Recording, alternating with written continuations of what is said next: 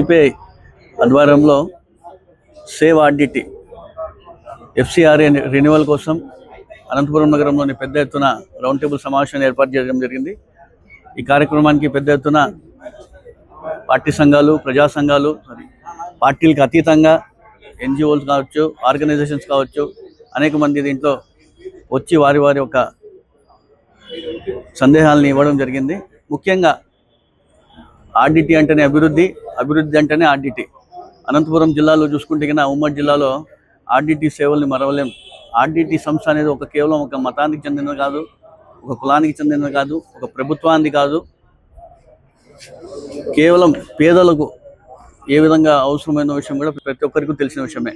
ఈరోజు అనంతపురం నగరంలో ఉమ్మడి జిల్లాలో ఆర్డిటి చేసిన సేవల్ని మరవలేనివే. విద్యారంగం కావచ్చు, వైద్య రంగం కావచ్చు, అగ్రికల్చర్ విధానంగా కావచ్చు, హౌసింగ్ విధానంలో కావచ్చు, ప్రతి ఒక్కటి కూడా, స్పోర్ట్స్లో కావచ్చు, ప్రతి ఒక్కటి కూడా ఈరోజు అనంతపురం నగరాన్ని దేశవ్యాప్తంగా కాకుండా ఇంటర్నేషనల్ లెవెల్లో కూడా గుర్తింపు తీసుకొచ్చిన ఏకైక సంస్థ ఏదో అంటే ఆర్డిటి వ్యవస్థ.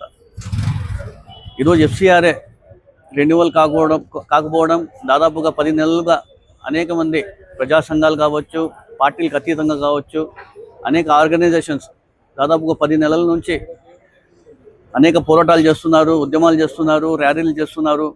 రంగయ్య గారు కళ్యాణదుర్గంలో పాదయాత్ర చేశారు.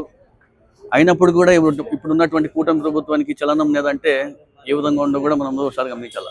నారా లోకేష్ గారు అయితే స్వయాన అమిత్ షా గారికి కలిసి ఇది ఖచ్చితంగా ఆర్డిటి సంస్థకి ఎఫ్సిఆర్ తీసుకురావాలని చెప్పేసి అప్పుడు ఆయన రిప్రజెంట్ కూడా చేయడం జరిగింది. అయినప్పటికీ ఇప్పటికి కూడా కొంచెం కూడా దాని చలనం లేదు, ముందుకు పోకపోయిన విషయం కూడా మనం అందరూ ఒకసారి గమనించాలి. అయినప్పటికీ ఈ మధ్యకాలంలో కొంచెం పోరాటాలు, యుద్ధమాలు కొన్ని స్లో కావడం, మరీ దీనికి ఆర్డిటి వ్యవస్థ ఏదైతే ఇప్పుడు స్పోర్ట్స్ స్టేడియం కావచ్చు, కొన్ని హాస్పిటల్ ఇప్పుడు మూతపడుతున్నాయని చెప్తున్నారు. మేము సేవలు అందించలేకపోతున్నాం, మాకు ఈ ఫండ్స్ వచ్చే వరకు మేము చేయలేమని చెప్పి ఆర్డిటి ఏవైతే చెప్తున్నారో వారి కోసం మరి అందరూ కూడా ప్రజా సంఘాలు కావచ్చు, పార్టీలకు అతీతంగా ప్రతి ఒక్కరు కూడా దీంట్లో పాల్గొని పెద్ద ఎత్తున పోరాటాలు చేసి రాబోయే రోజుల్లో ఇది సాధించుకునే వరకు మనం అందరూ కూడా కృషి చేయాలని తెలియజేస్తాం.